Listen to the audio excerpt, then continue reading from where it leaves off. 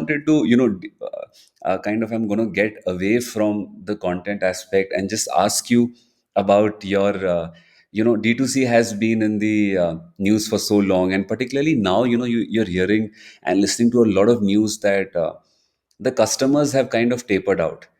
D2C is very Hmm. expensive. It's always marketing focused. You run marketing campaigns, you'll get customers, and you don't know whether your CAC is even going to pay for the cost of goods as well. So can you, just Yeah. a brief about your learnings from the D2C, where it stands right now, particularly in terms of the marketing costs that D2C companies are incurring, and where do you see, the future for Indian D2C firms? Yeah, so D2C again, it's actually a brilliant opportunity.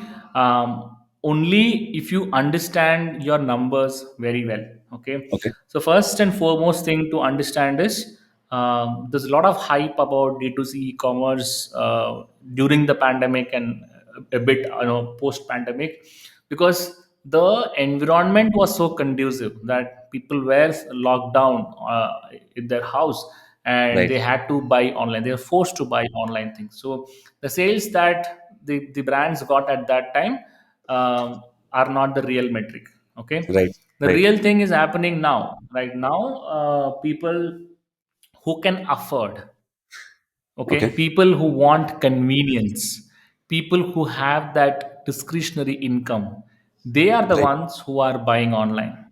Okay, those who don't have that, they prefer to go offline and buy things.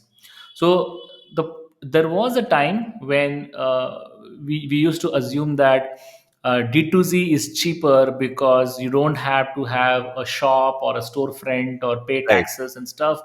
You Right. can sell things online. You are Right. cutting down on all the middlemen, right? Right.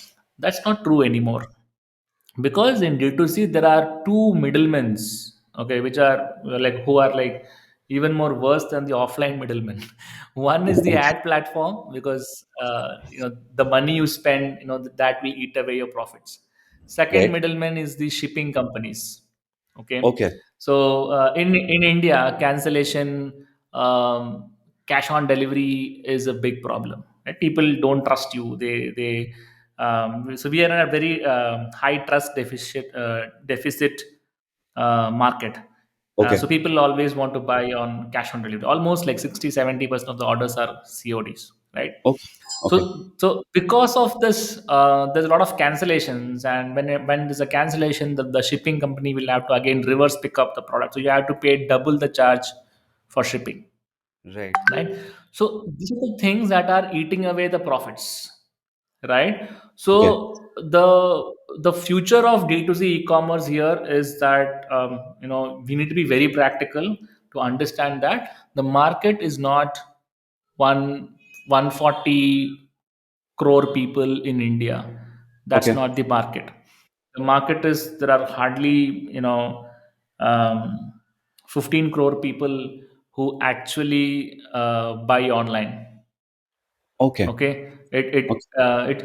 it's a very small number. And Okay, they focused in just tier one, tier two cities, or are they spread across the country? mostly it is tier 1, tier 2. Okay, Okay. Okay. so the fact is that again it goes back to your per capita income, right? So in India the per capita income is just 2000 US dollars, that is 13,000 rupees per month, Right. is a household income. Okay, so Right. if you remove the top 3% of the rich people in India, the remaining 97 percentage, if you put an average, that will be around 4,000 rupees per month household income, right?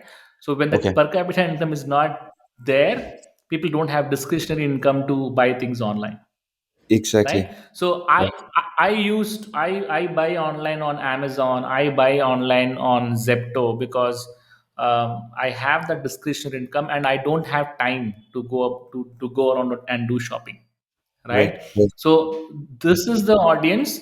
So moving forward, online, like buying things online is going to be expensive than offline.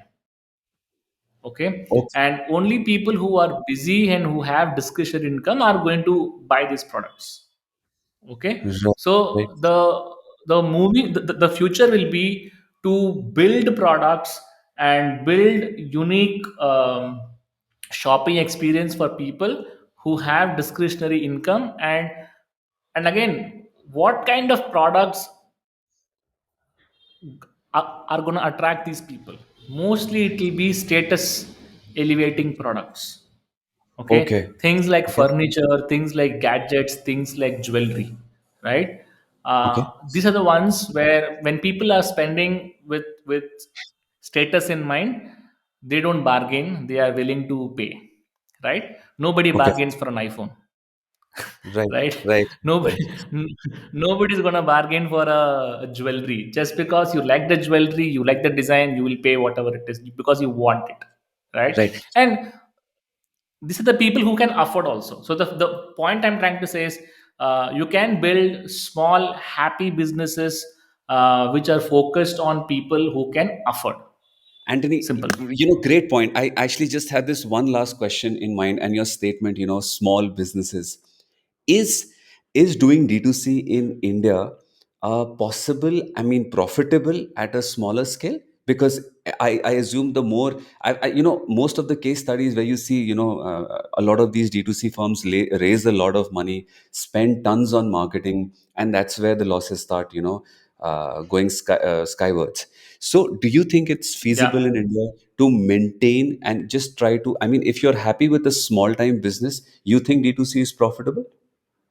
Yes, absolutely. The point will be not to have like 10 companies that are like unicorns, rather than 100 companies which are doing like 10 crore a month, sorry, 10 crore a year revenue. Small Okay. happy businesses. And see, again, you will also keep your costs low if you are limiting your volumes and the area you service.